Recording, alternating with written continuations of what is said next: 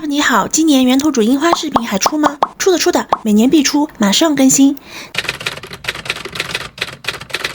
Hello， 大家好，欢迎收看靓仔小虾饺的频道。自2023癸卯兔年，我开启了来无锡源头主带你一起云赏樱系列，20天内8次游园，经历了2024甲辰龙年、2025乙巳蛇年，连续3年为近80万网友带来源头主樱花季的实时花况进展。熟悉我视频的花友都知道，作为深度植物爱好者，能把家乡景区的樱花介绍给各地花友，是我每年都坚持在分享，也觉得特别开心的事。上个月开始，不断有花友私信问我今年的樱花预测和攻略，那么今天这期视频将正式开启2026-05马年带你一起云赏樱系列。先说重点，最佳赏樱日还远远没到，外地的小伙伴不用着急，特别心急的小伙伴也可以直接拉到视频结尾，为大家附上我整理的全网最全赏樱攻略文字版，包含早中晚樱花期预测、游玩路线、出游交通工具及价格、陆路、水上及空中赏樱专线开通详情，欢迎自行截图保存。小红书的友友可直接看图文帖，其中花期预测我将在每期探园视频进一步更新，绝对不会让各位花友错过最好的赏花时间段。今天是3月1日周日早上9点多，我出发前往源头主景区。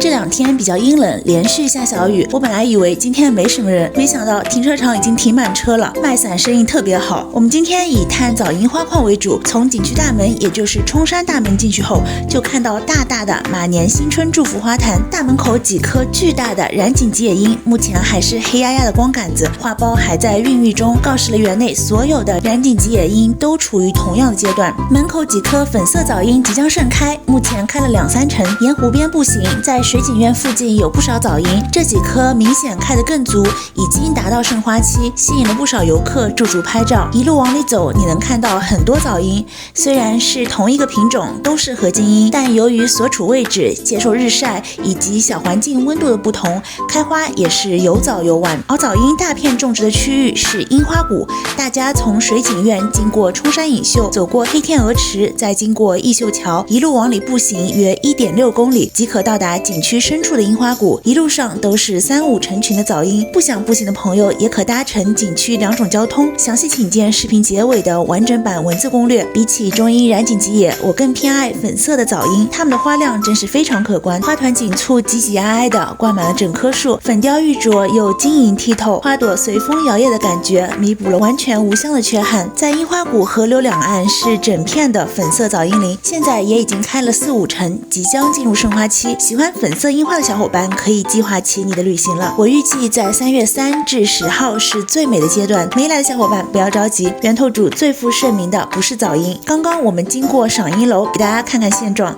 都还没开。对比一下去年的盛花期视频，我预计今年的樱花会比去年更美更多。因为2024年夏天的严重台风，不知道大家还记不记得2024年9月16日中秋节前一天，台风贝碧嘉过境，当时我的小院植物也是各种被虐。几天后我再来源头主，发现景区不少樱花树遭受重创，损失很多开花枝，来年的花量是受到影响的。经过1年多的休养，期待他们在2026年带来更盛大的视觉体验。划重点就是盛花期还远远不到时候，染井吉野樱的花期相比于早樱一般要晚半个月左右，每年大约都在3月下旬盛开。从开花时间上一般称为中樱，区别于4月上旬开放的晚樱。也有人简化了这一分类，尤其是在我们园艺圈的苗木市场上，苗圃商家通常把整个3月开放的樱花都叫做早樱，把4月开的叫晚樱。这里我为了花友们更方便理解，采用的是早中晚细分的概念，大家只需要记得源头主樱花盛花期在3月下旬是白的，不是粉的，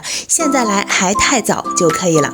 那么现在适合谁来玩呢？第一，你就喜欢粉色的樱花；第二，你也有园林卡，那么现在开始你可以天天来了。第三，你打算来玩2趟，早樱和中樱都想看，那就最好了。2种颜色的樱花是完全不同的美感。樱花花期很短，当白色的染井吉野樱开放的时候，早樱早已凋谢，各个阶段的樱花花期是不会重叠的。下面再说一下入园交通相关，大家不论是自驾还是坐公交等，都是从景区正门也就是冲山大门进入，推荐采用和我今天相似的游玩路线。如果你是骑自行车、小毛驴等，那么也可以从景区的后门，也就是独山大门检票入园。今天去看了一下，这个门是开放的，从独山大门进，步行几分钟即可到达樱花谷。关于自驾停车、交通路线、水陆船运等的攻略细节，我都贴在这里，大家按需自取。比较推荐的是坐一路公交车，自驾的话一定要赶早。过2年也会有地铁线路直达景区门口，现在已经如火如荼修建中了。往年开通的梅园赏樱专线以及下家边赏樱专线等，也就是往返景区间的接驳车时间安排，今年具体什么时候出，我会在后续的视频实时更新给大家。那么以上就是本期视频的全部内容，觉得有用点赞收藏，助力 UP 更新。感谢收看靓仔小虾饺的频道，喜欢的话欢迎关注和一键3连，点小心心。我们下期再见，拜拜。